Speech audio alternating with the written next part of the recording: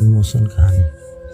तुम्हें कितनी बार बताया है, मेरे तैयार होने से पहले मेरे नाश्ता तैयार हो जाना चाहिए। शादी के 25 सालों बाद भी मुझे क्यों बार बार एक ही बात बतानी पड़ती है? लता, तुम्हें क्या है? तुम तो आराम से घर पर रहोगी, मुझे काम पर जाना पड़ता है। तुम हो कि हमेशा बेवकूफ़ों जैसी हरकत करती हो। अगर तुम यह जानबूझकर करती हो तो याद रखना, मुझसे बुरा कोई नहीं होगा। आज भी प्रशांत का पारा चढ़ा हुआ था। इन कटु शब्दों में अपना गुस्सा उतारते हुए, गीला तौलिया कुर्सियों पर फेंकते हुए प्रशांत गुस्से से लता की तरफ देखने लगा। लता के लिए प्रशांत का यह बेवजह का गुस्सा कोई नई बात नहीं थी। वह महीने में 3-4 बार ऐसे ही लता पर बरस पड़ता था। पहले पहले लता उसका विरोध किया करती थी, लेकिन जब कई सालों तक प्रशांत में कोई बदलाव नहीं आया दिखा तो लता ने खुद को ही बदल दिया। अब प्रशांत के कुछ भी कहने से लता को कोई फर्क नहीं पड़ता था। प्रशांत की हर बात को चुपचाप सिर नीचे झुकाए सुन लेती थी। शादी के पहले 5 साल तक लता ने पूरी कोशिश की थी प्रशांत को बदला जाए, लेकिन फालतू का गुस्सा और बाद में लता को भला बुरा कहना यह मानो जैसी उसकी आदत बन गई थी। कोई भी वाद विवाद होता तो प्रशांत सीधा लता को बोल देता, अगर मैं तुम्हें अच्छा नहीं लगता तो क्यों नहीं चली जाती अपने मायके, क्यों रहती हो मेरे साथ? इतना सब कुछ होने के बावजूद लता प्रशांत के साथ ही रहती थी, क्योंकि उसे अपनी बेटी की फिक्र थी। और वह जाती भी तो कहाँ, अपने बूढ़े हो चुके माँ बाप को इस उम्र में परेशान करना वह नहीं चाहती थी। समाज और लोग क्या कहेंगे, यह भी तो उसे देखना था। वह इतनी पढ़ी लिखी भी तो नहीं थी खुद जाकर कोई नौकरी कर सके और अपने बेटी का पालन पोषण कर सके। लता को अब अपनी फिक्र नहीं थी, उसको फिक्र थी तो बस अपनी शादी लायक हो रही बेटी की। लता नहीं चाहती थी कि पति पत्नी के झगड़े की वजह से काव्या डिस्टर्ब हो। काव्या की पढ़ाई पूरी हो चुकी थी, उसके लिए अब शादी के रिश्ते आने लगे थे। कई रिश्तों को काव्या ठुकरा चुकी थी। 2-3 महीने बाद एक अच्छा रिश्ता आया। रिश्तेदार और पहचान के लोगों ने भी लड़के के बहुत गुणगान किए थे। प्रशांत एक शाम अपनी बेटी के पास बैठ कर उसे बताने लगा, काव्या बहुत अच्छा लड़का है, पढ़ा लिखा है, बड़ा घर है, बहुत अच्छी नौकरी है। ऐसे रिश्ते बार बार नहीं आते बेटा, इस बार मना मत करना। काव्या अपने पिता से ज़्यादा बात नहीं करती थी, शायद डरती थी या शायद नफरत करती थी, लेकिन आज वह पूरी हिम्मत इकट्ठा कर बोली, मुझे अभी शादी नहीं करना है पापा, मैं नौकरी करना चाहती हूँ, खुद अपने पैरों पर खड़ी होना चाहती हूँ। हाँ तो इसमें क्या बड़ी बात है?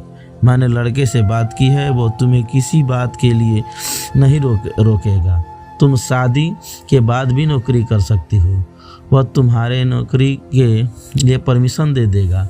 प्रशांत बोला, मेरा नौकरी करना या ना करना उसकी परमिशन पर क्यों डिपेंड रहेगा पापा? काव्या ने पूछा। मैं कह रहा हूँ ना, तुम्हें किसी भी चीज़ की कमी नहीं होगी वहाँ। ऐसे रिश्ते बार बार नहीं आते, इसे ठुकरा मत, बहुत खुश रहोगी तुम वहाँ। प्रशांत बोला, पापा क्या मैं इतनी ही खुश रहूँगी जितनी मम्मी इस घर में खुश है? काव्या ने तंज कसते हुए कहा। आज तुम्हारी जुबान बहुत कुछ नहीं चल रही है। ज़्यादा गुस्से से आंखें बड़ी करते हुए बोला, पापा मुझे शादी ही नहीं करनी है, क्योंकि शादी के बाद अगर वह लड़का आपके जैसा निकला तो मैं क्या करूंगी? मुझे आपके जैसा जीवन साथी नहीं चाहिए जो बिना बात के मुझ पर हमेशा चिल्लाए। मुझे कुछ भी अपने पसंद का लेना हो तो 10 बार सोचना पड़े, कहीं वह नाराज़ ना हो जाए। मेरी तबीयत कैसी हो उसे परवाह ना हो, रोटी थोड़ी सी मोटी बन जाए तो घर सर पर उठा ले, इसकी चेक बुक ना मिले तो मेरा ही दोस्त निकाले, और हर छोटी मोटी बात पर मुझे मायके जाने के लिए कहे। काव्या अपना दिल खाली करते हुए पापा से कह दिया। प्रशांत का गुस्सा 7वें आसमान पर था, लेकिन उसके मुंह से एक भी शब्द नहीं फूट रहा था। तो काव्या की बातें सुनकर काव्या इतनी ही बोलकर चुप नहीं हुई। आज पहली बार वह अपने पापा के सामने इतना कुछ बोल रही थी। पापा, आपने माँ के साथ हमेशा गलत व्यवहार किया है। आप अपने ऑफिस का गुस्सा बिना सोचे समझे माँ पर उतार देते हैं। कभी इस बात की परवाह नहीं करते कि उन्हें कैसा लगता होगा। आपकी बातें सुनकर माँ ने अपना स्वाभिमान खो दिया। प्रशांत आज पहली बार अपने किए बर्ताव को महसूस कर रहा था। वो इतना ही बोल पाया, जो तुम्हारा मन करे वो करो, मैं तो इतना बुरा हूँ ना। काव्या ने प्रशांत का हाथ पकड़ा और बोली, पापा मुझे सिर्फ एक सवाल का जवाब दे दो। क्या आप चाहेंगे कि मेरा पति आपके जैसा हो? अगर आपका जवाब हाँ है तो कर दीजिए मेरा रिश्ता आज ही, और ना है तो मुझे आत्मनिर्भर बनने दीजिए। प्रशांत कुछ भी ना बोल पाया और वहाँ से चुपचाप बाहर चला गया। आज उसे लता के सामने जाने में शर्म आ रही थी। चलते चलते उसकी आंखों में आंसू बह रहे थे। प्रशांत ने आज से अपने आप को बदलने का निश्चय किया। अगले दिन से लता ने अपने पति में काफ़ी बदलाव देखा। वह सोचने लगी, जो हिम्मत काव्या ने दिखाई है वह हिम्मत अगर मैं पहले ही दिखा देती तो शायद आज परिस्थिति कुछ और होती।